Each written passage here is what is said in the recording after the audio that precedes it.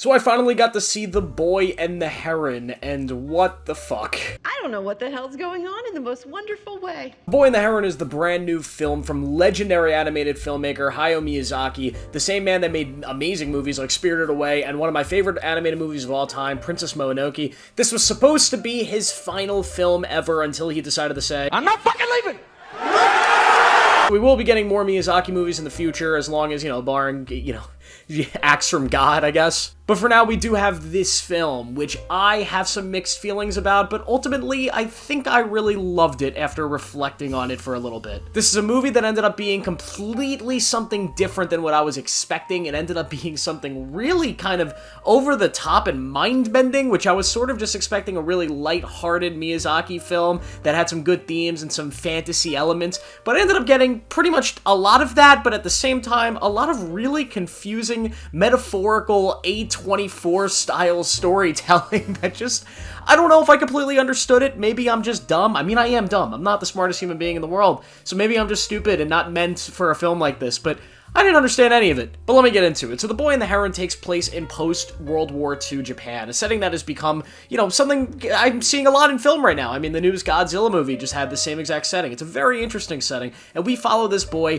whose mother was killed in the Tokyo fire bombings, and him and his father are moving in with this new woman, who is now his new mother in a way, and it's kind of hilarious how she's introduced. She literally looks at him and says, "Hey, I'm your new mom. I am your mother! Love me, please." From there on, we get a first act that I really thought was the weakest part of this film. The first act of this movie moves really, really slow, and it takes a while to get going, and it's ultimately the worst part of this movie, and I just didn't enjoy it. I was kind of falling asleep during the first act, and maybe I was just tired, maybe that's just me, but the first act just did not work at all for me. I think you could have cut it in half and would have been a lot better. But then we start to get into the fantasy elements. We start to visit this new world where the boy, in The Boy and the Heron, ends up entering this tower, a tower that essentially acts as the Stephen King Dark Tower type situation, where it's sort of this center point to all of these other universes and times, and it becomes this focal point and this entrance point into this new fantasy world. And by the way, I don't know if this was based on the Dark Tower, or if the Dark Tower was based on whatever book that this movie was adapted from, but I think they're very similar. Is that just me? I don't know. It just seemed very similar to me. But either way, when we actually enter the fantasy world and we start playing around with the timelines and introducing these interesting characters and seeing what this world has to offer and getting the beautiful animation that we know from Miyazaki films with these amazing set pieces and colors and characters and all this stuff, that's when the movie really takes off and it becomes an interesting ride. Even if it's one that I didn't really understand at all, it just was still so fun to watch, and it was so vibrant, and the basic story being told, the basic things happening in moment to moment aren't as super metaphorical that you need to have a full understanding of the world and the story to enjoy. There's just some colorful, amazing moments, some nice characters, some really good comedy here. This movie's actually really, really funny. There's a bunch of stuff with, like, parrots that is just absolutely hilarious, and a lot of the stuff here really works, and it's beautiful, and the music's amazing, and it's everything you would expect. But then we get to the final act, and although the final act is amazing, it's beautiful, it's epic, it's great, it's gorgeous, you get, if you see the dub, you get to hear Mark Hamill come in and do his voice work, and he's just all great stuff. But it just becomes so over-the-top metaphorical that I feel stupid. I just feel like a dumb viewer. I don't understand any of it, and I don't understand how any child is gonna understand this. I don't know, I think I'm just stupid. I know it's a big metaphor for, like, love and motherhood or something. I don't know.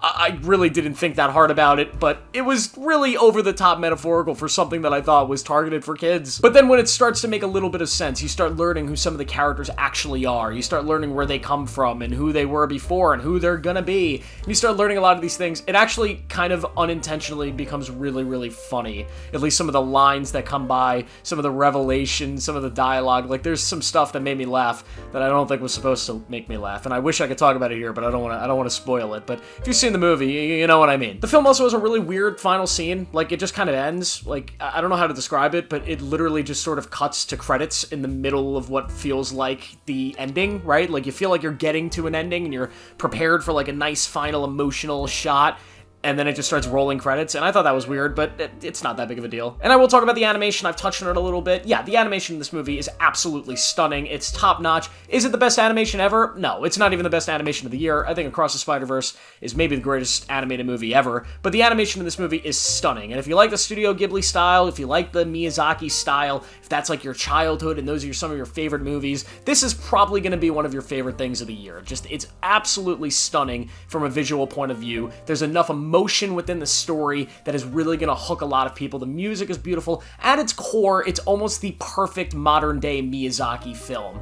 if you really think about it and you really look at it. But just from my perspective, I think I was expecting more of a straightforward plot, and I wasn't ready to have to open up my mind and try to dissect this incredibly dense and vast amount of information and metaphors, and because of that, it might have just taken away my experience. But at the same time, I appreciate the fact that even though I wasn't really grasping what the film was trying to say and the world and all the stuff going on, I still was able to sit there and enjoy the second and the third acts because it was so heartwarming and beautiful, and the characters were so enjoyable. Like, the Heron is hilarious, and Robert Pattinson, because I did see the dub, Robert Pattinson, amazing. I didn't even know it was him voicing the character until the end of the movie. Awesome job, Robert Pattinson. But the film was still able to suck me in and engage me into its plot, even though I didn't exactly know what was going on. And to its credit, that's amazing. That's not easy to do in film. It's very easy to make a film that's really overconvoluted and really metaphorical and have the audience zone out immediately. And at the very core of this, I could say this: you might not understand a single thing that happens in this movie, or maybe you will, but if you're one of those people like me that don't understand anything about it, there's also a good chance you are going to be engaged with the movie anyway, because it is